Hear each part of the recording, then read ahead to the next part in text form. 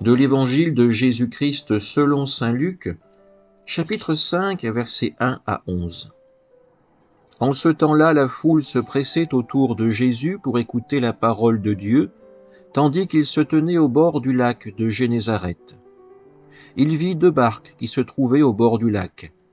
Les pêcheurs en étaient descendus et lavaient leurs filets. Jésus monta dans une des barques qui appartenait à Simon et lui demanda de s'écarter un peu du rivage. Puis il s'assit et, de la barque, il enseignait les foules.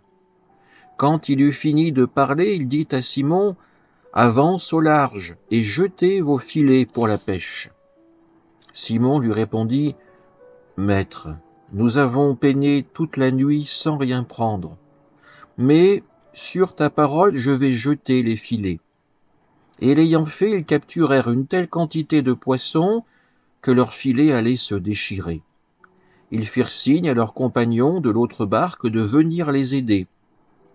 Ceux-ci vinrent, et ils remplirent les 2 barques à tel point qu'elles enfonçaient. À cette vue, Simon-Pierre tomba aux genoux de Jésus en disant : « Éloigne-toi de moi, Seigneur, car je suis un homme pécheur. » En effet, un grand effroi l'avait saisi, lui et tous ceux qui étaient avec lui, devant la quantité de poissons qu'ils avaient pêchés. Et de même Jacques et Jean, fils de Zébédée, les associés de Simon. Jésus dit à Simon : « Sois sans crainte, désormais ce sont des hommes que tu prendras. » Alors ils ramenèrent les barques au rivage, et laissant tout, ils le suivirent. Acclamons la parole de Dieu.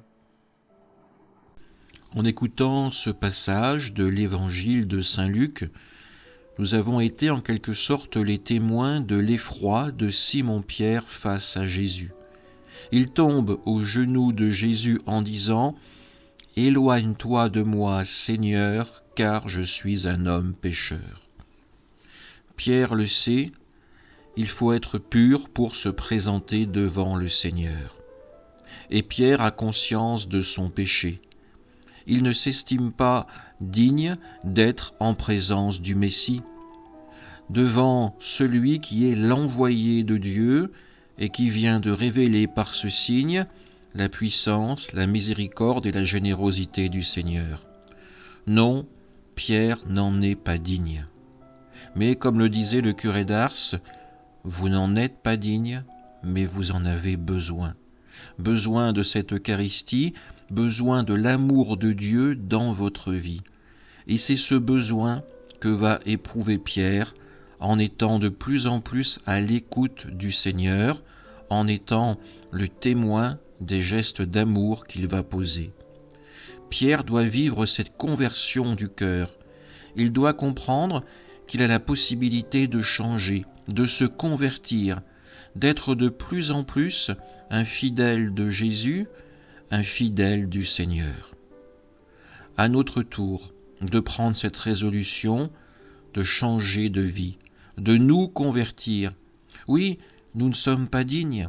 Dans notre vie, il y a des zones d'ombre, il y a des péchés, mais il y a surtout et avant tout cette lumière de la rédemption que le Seigneur nous offre, à nous de la saisir, de la suivre, pour marcher vers le royaume de Dieu.